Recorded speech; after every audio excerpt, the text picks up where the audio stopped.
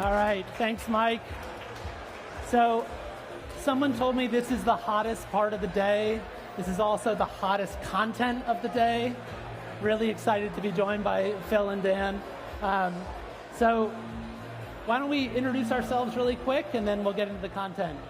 Hi everyone. So my name's Phil. I work at Haleon. We're the manufacturer of products like Sensodyne, Centrum, and Panadol, and I'm responsible for the effectiveness of all of our digital marketing investments. Dan Brown, work at MediaSense. I'm Director of Analytics, and I've been working with Haleon for about 3 years, helping them develop their measurement solutions and methodology. And I'm Marc Guldimann. I'm one of the founders, the CEO at Adelaide.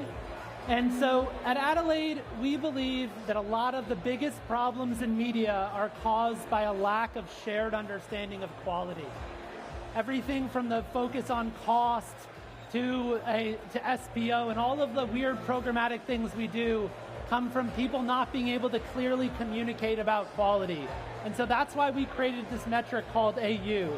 AU is a 0 to 100 score of placement quality. It's available on 95% of advertisers' spend, everything from walled gardens to cinema, digital out of home, and audio. We make it really, really easy for advertisers to have transparent picture of their media quality. So we started this about 5 years ago with the dream of having everybody talk about media quality using AU.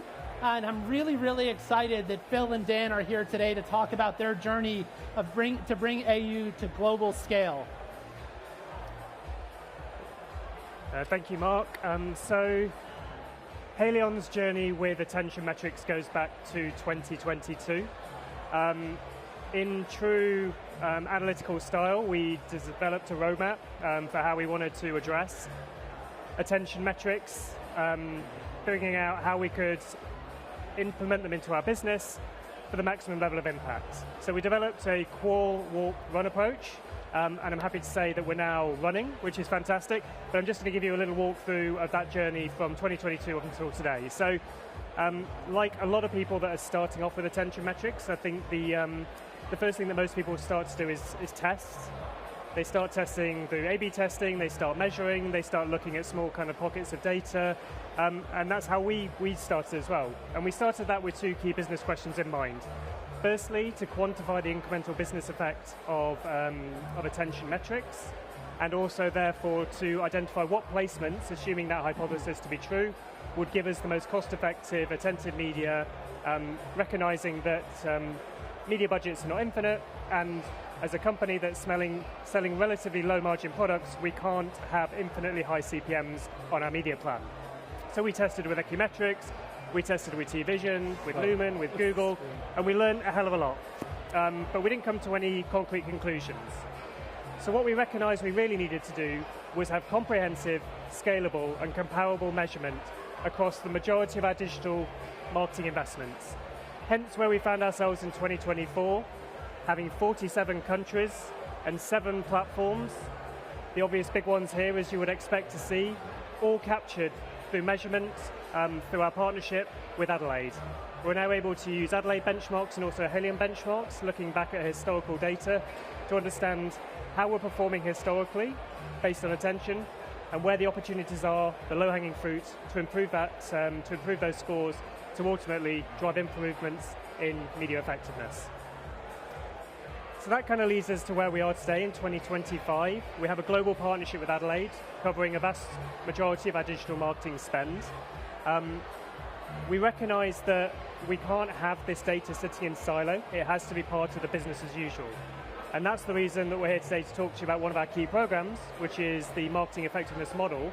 Attention has been fully baked into that model. However, in parallel to that, we're also incorporating attention measurement into our broader test and learn program. So we're understanding the relationship between attentive media and carbon emissions. We're looking at the relationship between different social platforms and the attention that they deliver and business outcomes. We're understanding how each individual brand needs to understand the level of attention that's required for their specific brands to be able to successfully and cost-effectively achieve outcomes. For example, we found today that, based on a recent case study, there's a very different level of attention that's required from Flonase in the United States from Advil in Canada. So we're already starting to build this data pool to understand what levels of attention is required to be able to drive success for our brands, but in a unique way for them. And then finally, integration into our broader media attention work streams. One of them being the media value methodology, which Dan is going to talk about, but also things like ingesting it into MMM and brand equity tracking to understand the relationship between attentive media and business outcomes as measured by econometric modeling and brand equity tracking. But without further ado, I'm going to hand over to Dan, who I think is still with us, just about, to talk you through the media value methodology and the role that attention plays within that. Thanks, Phil. Sorry, I nearly melted then. Stay away from the screen. So I'm going to talk a little, I couldn't really hear what Phil was saying, but I'm going to talk a little bit about how we took attention and other metrics, built that into a methodology and a measurement model for Haleon. So in I think it was the spring of 2022, Haleon put in place a new media strategy called Doing the Right Thing. And it was loosely based on the Peter Drucker observation that there's no point doing something efficient if it doesn't drive to an effect. And at the time, Haleon had a media value model, the methodology which they measured their agency partner by. It was very heavily focused on efficiency, on cost. And that had given them a strong cost position in the market, but it had eroded media quality and ultimately the effectiveness of their media. So Haleon's brands weren't actually growing anymore, they were in decline. So Haleon knew they needed a new type of media value model. They needed a model that better integrated cost and quality together, so they wanted to protect the cost position that they'd already built within the model, but they wanted to be able to prioritize the quality of media, enable the agency to buy better quality media, and then ultimately they wanted to be able to link that to effectiveness, so to outcomes. So essentially validate the model and ensure what they were doing within the model was actually driving real growth for their brands globally. So we went about creating a model for them, and the starting point was really understanding what the quality levers were that could drive effectiveness, what were the components of that. And we identified 4 sort of buckets, if you like, or areas of quality effectiveness drivers. The context, so where an ad's placed, the environment, the quality of the inventory, traditional metrics like audience, reach, frequency still important, any type of interaction or engagement that you might have, and then attention. And at the time, this was a newly emerging metric, but as it'd been recognised by Haleon, the work Phil had done, it was going to become increasingly important. So we took all of those metrics, and then we built a type of measurement system, which we call a scoring system. We call the effectiveness score, and it was essentially a statistical method for converting all of these metrics into a score of 1 to 10. So we had one consistent measure of quality or effectiveness score that we could look at an aggregate level, understand the trends, understand improvements to media quality over time. We attached to that a cost mechanism called acceptable costs. So that essentially allowed costs to move up if the actual quality of media improved as well. So that was the sort of model built. We'd incorporated quality components. We were allowing costs to change and grow if required over time. And then the final step, and probably the most important one, was then being able to correlate that or link that to effectiveness or outcomes. So we ran a piece of correlation analysis where we looked at the relationship between effectiveness scores and business outcomes. So in the case of Haleon, business outcomes were ROI, MMM effectiveness, that type of thing. So we looked at the effectiveness scores, and then we looked at the component metrics within that, so the different individual metrics. And it helped us understand metrics with high correlation, metrics with a negative or neutral correlation. That allowed us to optimize the model, prioritize certain metrics, and essentially evolve the system over time. And that model and those components is really a type of growth engine. So it's a repeatable process. We're in the 3rd cycle now, so we repeated the correlation analysis each time. We tweak the model, we measure quality, and then we link again to outcomes. So repeating that process, and that essentially has enabled growth, and then that's what we use to sort of measure success. And obviously, attention's at the heart of that, along with the other metrics.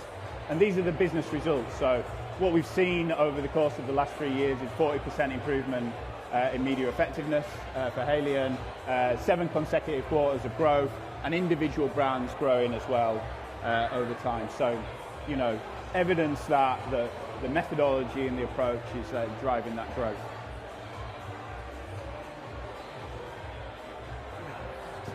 I'm nearly melted. Thanks.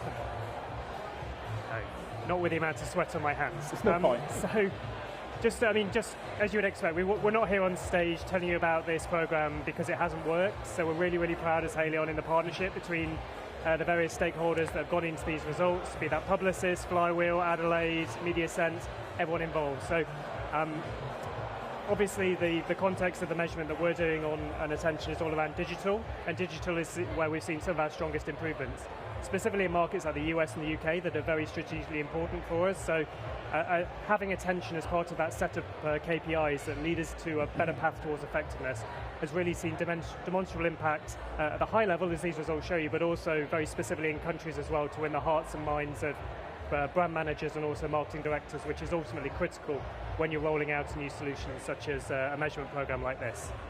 And finally, I just want to allude to the kind of next steps, like where we're going with this. So we've spoken a lot today about media quality, and media quality is massively important. However, I'm sure there'll be lots of talks and content for the next couple of days about creative quality, and the absolute vision is to bring these two dimensions together to achieve the synergy that you get from understanding both media quality and creative quality in tandem, and understanding that you can have a relatively weak ad in a high attentive environment and that's not going to deliver you any outcome.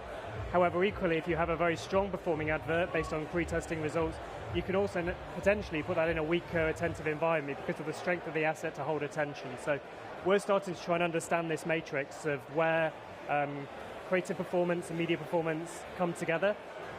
Also in terms of the frequency in which we're speaking to consumers on a daily basis, to really be able to map out a proper plan and trajectory for growth for a lot of our brands that's unique to them based on the data that we have. So with that, that's our story around how we're using media quality and attention metrics to drive growth for our brands. If anyone has any questions, I'd love to field them or pass them off to someone who's more capable to field them. Yeah, can I? Ooh. Is that all right? Well, thank you very much, guys. A round of applause, please. Yeah, for the guys. So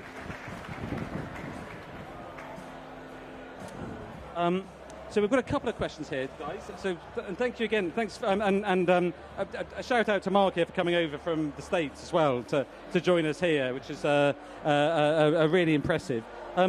So the one question we have is about, you were talking about the impact of creative and about different objectives, about how different brands might have different levels of existing fame or mean things in different ways, and therefore can get the same job done in less time. When you were talking about Voltarol and Advil, sorry. And so the question was just, could you expand a little bit more about that, about how different brands and different objectives require different levels of attention? Yeah, I mean, I would say we saw this even in our brand lift study data. If you're going back to kind of proxy metrics, that certain brands would have a much harder time in achieving a level of lift against a certain objective based on the size of their brand, and the work that all of the partners are doing in the attention space also validates this, about the fact that the size of a brand has a really important contribution into the ability of consumers to have pre-recognition of that brand, and therefore do you need as much attention on a huge brand in the US like Advil versus a slightly smaller brand, Flonase, which is more seasonal, which is only more in memory structures in and around cold and flu seasons. So I think we're already starting to see that bear out in the data, that you don't need to buy as much attention, whether that's seconds or units or whatever, to achieve the same or different outcomes for different brands, because they're ultimately consumers at the end of the day, and how they resonate with them is important. And I think one of the things about famous brands and the distinctive brand assets that people have in their heads is that they can be activated with different levels. And so I think that was quite an interesting topic that you guys were and then a final question here was actually one more. I'll ask this and then another one. Is there anything, a channel or media type that you stopped using as a result of this? And Marc, you're famous for saying that you need to waste less money on poor performing media, but that's often within the digital space. Is there something that was such like a whole media or something that was just simply a loser that you should avoid? You don't want to take that one. Well, the answer for us is no. The answer for other advertisers may very well be yes. We haven't come to a situation where we understand that there isn't a cost-effective trade-off between the attention that we get from a given media channel and the price that we have to pay for that. As I say, we're very much focused on digital media at the minute, and also we've been very focused on how we're including domains and sites to make marginal gains, sometimes even better than marginal gains. There are only winners at the moment, no losers. No losers. Very well. There's a lot of bargains out there, right? I think that one of the best things that attention metrics can surface is opportunities for investment, right? And we think that digital audio and YouTube are two of the biggest bargains in media today because they're undervalued. Yeah. Well, yes, exactly. That if you don't know the attention data, then you might be leaving money on the table, and if you do, you can. One final question then is about econometrics, because that's usually a very long-term sort of thing. Could you just give us just 30 seconds more detail about the plans about how you intend to build that into the long-term understanding? Yeah, we're not doing econometric modeling. We're just using that data to connect effectiveness. So when we first did it, there was quite a long lag in time between that. I think that data is coming quicker now, more regularly. So we're building up a better understanding of that. Do you think another year? Do you think you can be back on stage next year with yeah, if it's because this is certainly the third year in a row that Haleon have been on talking about this. It's amazing to see the progress that you guys have been making. Well, thank you so much for... Just say, if you are interested in econometrics and media attention, AXA, very much look at the work that AXA are doing with Metrics.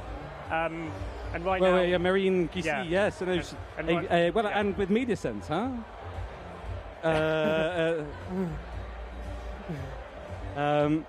Very good. Well, listen, guys, thank you so much for your time. Thank you. And congratulations on your success. Okay. Thank you, mate.